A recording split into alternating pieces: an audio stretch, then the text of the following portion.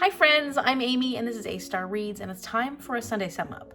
So I had a very busy week reading wise. I actually got quite a bit accomplished and it felt really good for getting my September TBR moving. It wasn't the best week for other things, but you know, it's hard to get sub jobs at the beginning of the school year. It's really hard to get sub jobs at the beginning of the school year. So that was a bit frustrating. However, I have since set up some sub jobs for like next week and then for the rest of the fall season. Not completely, but I've got some stuff on my schedule finally. And one of the problems right now is that there are so many subs in the district looking for work that it's pretty stiff competition at the moment. So you basically have to be on your phone, and if a sub job pops up, you have to click it as fast as you possibly can and try to grab it before anybody else does. And unfortunately, elementary positions have not been coming up. It's only been high school, which no thank you, and middle school. So next week, I am doing my first 8th grade math sub day, and they're gonna eat me alive. I'm scared. Send your well wishes, because I may not be here much longer. So at the beginning of this week, it was a holiday. It was Labor Day weekend, and we had a wonderful camping trip. And if you'd like to see more how that went, we did a 24-hour readathon. I will link it up here. It was a lot of fun. And it was fun to edit that video too, because we are 4 very different people. It was Shar, Jordan, my mom, and I. And we have very different ways of, well, you know, they don't have as much experience being on camera as I do either. But yeah, it was just so funny. Like, it was so funny to edit our different parts. I loved it. It was a blast. So I had a good time editing that, and I worked on that. I also edited my day 31, and I think did I also edit my other video? When did that come out? I feel like this week was really, really heavy on the editing, so I guess it was good that I didn't have any sub jobs, just saying. Anyways, I'm going to tell you about the book that I read this week that I completed in a little bit. But before I get into that, I want to tell you about 2 books I'm currently reading. The first is Carl's Doomsday Scenario by Matt Dinniman. This is the second book in the Dungeon Crawler Carl series. It has taken me a long time to get through this, but it's an audiobook, and I'm listening to it right now exclusively on audiobook, and I haven't been driving anywhere. And that's typically when I listen to books. So I've been really, really enjoying this. It's not that I'm not enjoying it at all, so don't think that. It's just that I haven't really been going places, and if I have been, I've been with my mom or somebody else. I'm hoping to finish this one soon. I have like less than 2 hours to listen to it, and I'm really invested, I'm really involved, I'm really enjoying it, but I don't feel bad that it's been taking me a while to get through this. I've been having so much fun listening to it as I come back to it every single time that it's just such a great audiobook. I do have a decision, sort of a backup plan that I've come up with for my HRCYED, the hardest reading challenge you'll ever do, hosted by Cordy, created by Cordy. My July new release, because I was supposed to, come here, read A Witch's Guide to Magical Innkeeping. This was my new release for July. I was supposed to get it done on the 31st because this is the one that lost.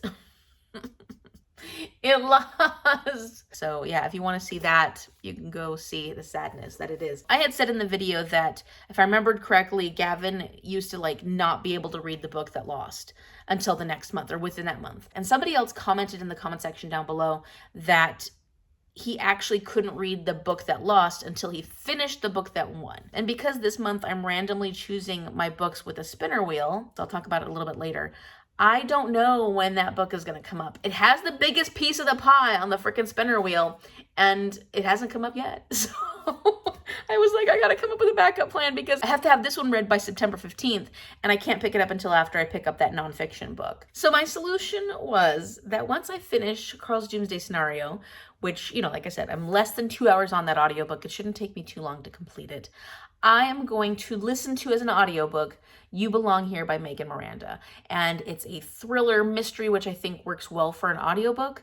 And it was published on July 29th, which means I have to have it completed by September 29th. And yeah, I should be able to get it done. This will be the next audiobook I'll listen to. I will have more sub days this month, so I'll have opportunities to be driving to and from work, which will give me more opportunities to actually listen to books. And then aside from the newest releases for HRCYED, there is a particular prompt that's like the big challenge prompt, and you're supposed to determine what challenge is important to you that you want to complete for this particular prompt. And I had decided I wanted to complete the whole Realm of the Elderling series by Robin Hobb.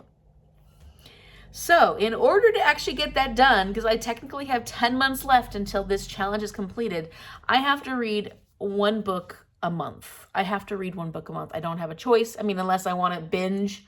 I never binge these books. That's not going to happen. So that means that I really do have to get to these books and start reading them every single month. So I'm currently working on Fool's Errand. This is a reread for me, but I wanted to reread this before I went into the next one because there's so much that happens in this book and there's so much detail to this series that, well, for one, I really loved this book, so I was excited to get back to it. But two, I wanted to make sure that going into the next book, I was prepared and knew what was going to happen and remembered all that happened in this book. So I'm reading 24 pages a day, and so far I'm on track. I'm currently 95 pages in, so I've been doing pretty darn good and just trying to make sure I stick with my 24 pages a day. This is one I'll be reading all throughout the month, and I'll give you little updates here and there, but of course I can't give you too much information because it is pretty spoilery for the Farseer trilogy, and I don't want to spoil that. And so at this point so far in this series, I feel like the beginning of this one is heavily a recap. We are coming into contact with a lot of people from his previous life and a lot of his previous experiences. People who haven't been in his life for a long time are just kind of popping up here and there, and he's reflecting a lot on what his life has been throughout the years. Because this series takes place like 15 years after the Farseer trilogy. So he is a man in his 30s and he's changed a lot. His lifestyle has changed a lot. So that's basically how this book starts out. And I didn't mind that because I love revisiting a lot of the characters that he's getting a chance to visit. And then it had been a while the last time I read this since I had read the Farseer trilogy. So that's what I'm actually actively working on. As far as my TBR, what I had decided, and I've mentioned this in my TBR video a little bit, was that I'm going to take all the books that I currently need to read, including books that weren't included in my TBR video because I have books for projects that I need to read as well. And I put them on a spinner wheel, and I gave certain books on the spinner wheel more weight or a higher percentage of likelihood of coming up because there were books like, for example, How Did I Get Here works for so many things. It worked for my Game of Bookish Life, it worked for Season-a-thon, it worked for a HRCYED video I want to do, it worked for my Make a Quote, which is my current challenge for HRCYED. It worked for so many different things that this has the biggest pie on the spinner wheel. And so I basically went through every single book that I put on there and I gave it a percentage based on how many times it occurred on my TBR, how important it was for me to get to it sooner rather than later. And my goal is to use this all throughout the month to help me determine what book I'm going to be reading next. The only exception is I do have to read In My Dreams I Hold a Knife by Ashley Winstead by the 20th. So if this doesn't come up on the spinner wheel before then, and with enough time to get it done by the 20th, I will have to pause the spinner wheel and get this one completed before I can start up the spinner wheel again. So that's my only exception. That's the only one that I have to get done by a certain day. So without further ado, let's go ahead and find out what my first spin was and what I thought about that book.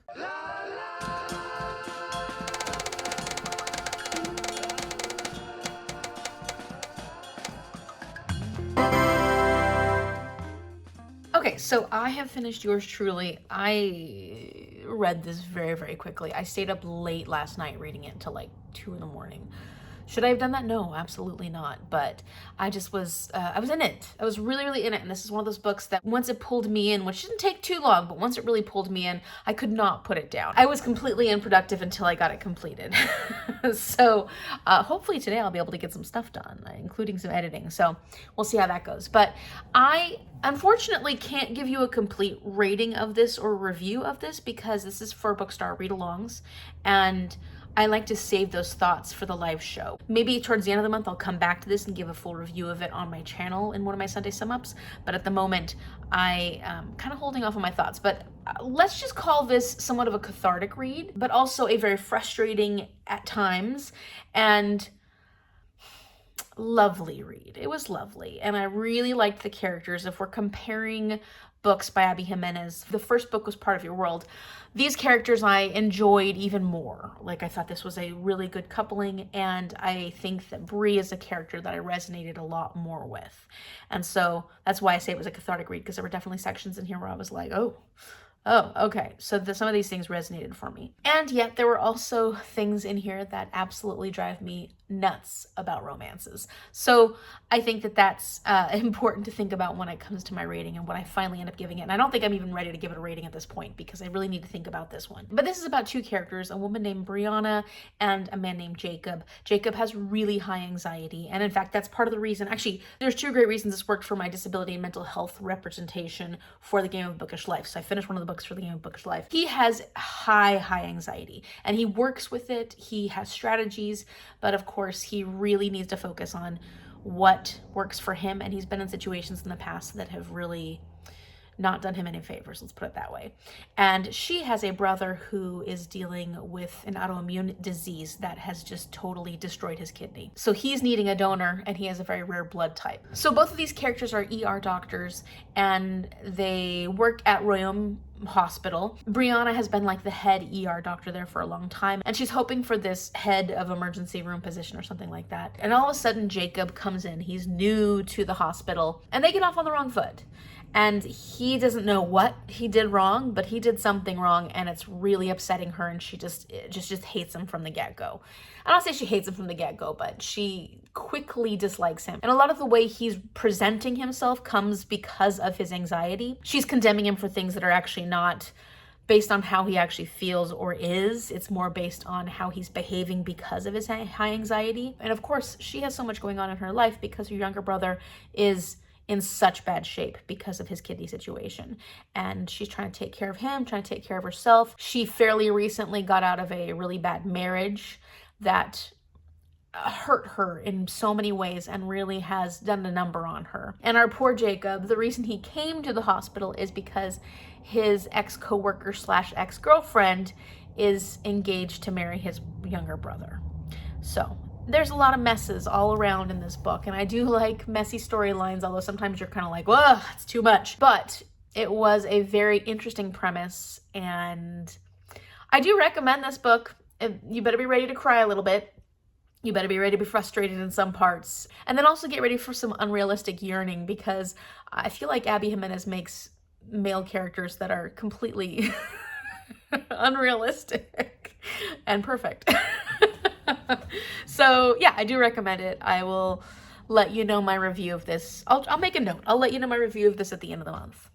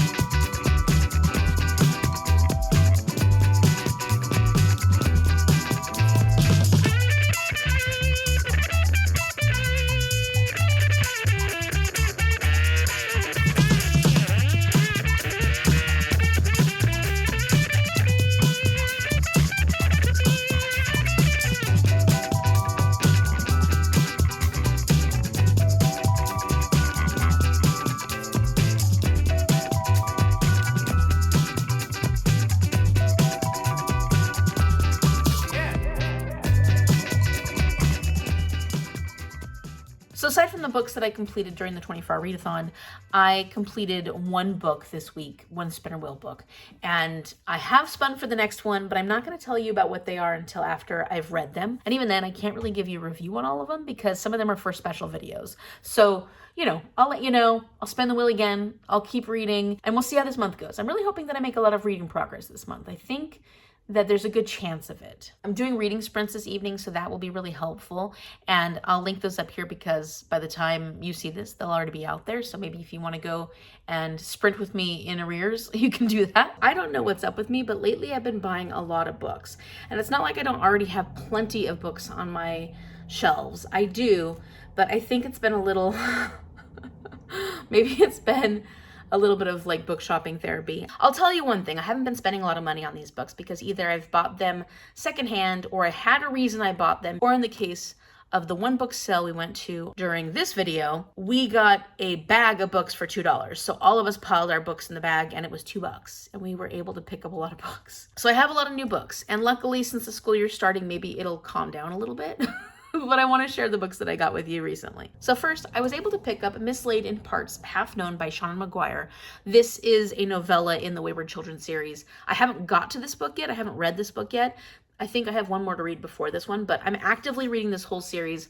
I want a copy of this whole series, and novellas are expensive. And so I was able to get this used for like half the price at a local bookstore, and these books you rarely find used, at least in bookstores where you're actively looking through the books. So I was really, really excited to be able to get that to include in my collection, and then I'll have it once I need to read this book, once I finish the one before it. And then, as you'll have seen in the 24-hour readathon, I got this one at the library for like $4 because somebody else must have bought it from Target, read it, and didn't want it anymore. And this is one of the newer Allie Hazelwood books. I have The Deep End, I haven't read that, and it's the book before this one, but you can read this one as a standalone. Then a book that I did purchase new, but I picked it up because it's my August new release for HRCYED, for the hardest reading challenge you'll ever do. And for this, I actually had a gift card to the bookstore. So I was able to use my gift card to pick up The Secret Book Society by Madeline Martin. And this is the August release I want to read. It just sounds fascinating. It's an historical fiction, and it's about this group of women that are really oppressed, and they come together in the secret society to basically have a sanctuary and find a space for themselves.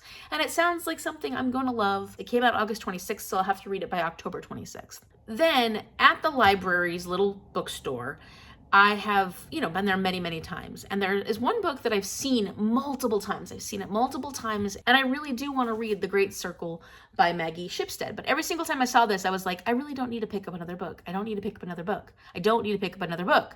However, because Problematic Summer Romance was $4 and I only had a $5 bill, and this was $1, I somehow needed, of course, to use up that final dollar. And I did by getting this book that I've been eyeing for a very long time.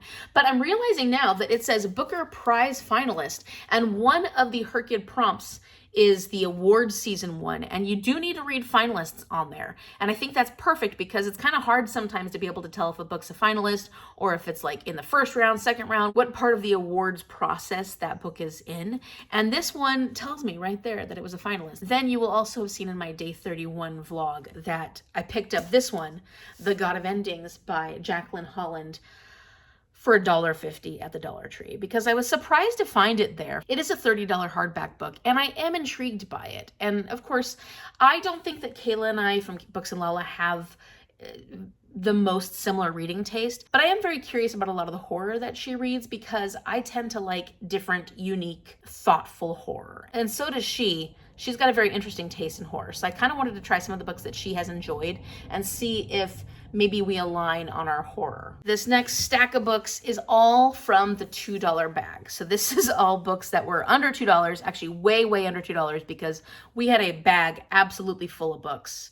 And we actually paid $3 for it. We decided we're gonna slip in another $1. First, I picked up the Book of Cold Cases by Simone St. James because I have been wanting to read Simone St. James for a very long time.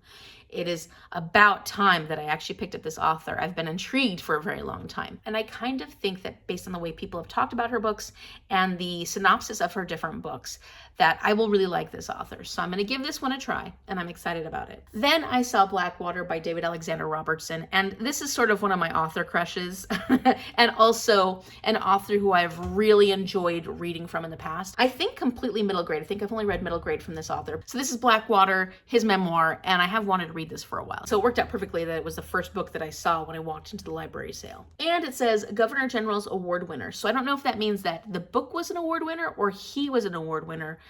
I'm hoping that it was the book, because then I can use this as a winner for the award season prompt for HRCYED. So that might be on my TBR soon. This next book I got because it kind of cracked me up. And I always like to find interesting books for my 12 Days of Christmas Carol Advent Calendar Challenge that I do every December. And this one, just so strange. It's called Sorceress Kringle, Joseph Diagnes. It's the book one. And this is a fantasy about a woman who becomes Kris Kringle. And it's set in the 1600s. And this little tagline I think is hilarious. It says, "Everything you know about Santa Claus is a lie." and that's just the way she likes it. So I thought this one would be really fun to hopefully read during December and to be able to have it as an option for my Advent Calendar challenge. If you're looking for a little bit of early Christmas, you can go check out this playlist. It has all my Advent Calendar challenges on there, and I have a great time doing that particular series. Next, I picked up a nonfiction. I have plenty of nonfictions. I don't need to be picking up more, but this one sounded really interesting to me, and I really am very interested in the microbial world. So I got The Hidden Half of Nature, The Microbial Roots of Life and Health by David R. Montgomery and Anne Bickley, I'm not sure. But this one did get really good reviews. I love science nonfiction. I tend to gravitate towards it, and I don't pick it up as often as I want to. So adding this one to my shelf, like I said, I have plenty of nonfiction right now on my shelves, but this one was way less than $2 because it was just one in a big bag. You know, I'm susceptible. And then this one I probably didn't need. However, I picked up Dark Corners by Megan Golden because I really loved The Night Swim by Megan Golden. And when it comes to thriller mysteries, I don't read them that often, but this is one where if I find an author or a book that I really do like, I am very inclined to pick up more from that author because I already know that I liked that book. And there's so many possibilities when it comes to mystery thriller books that it can be really hard to narrow down, like, who do I want to be reading from? And there are certainly mystery thriller authors that I've read from that I'm like, oh, no, that doesn't work for me.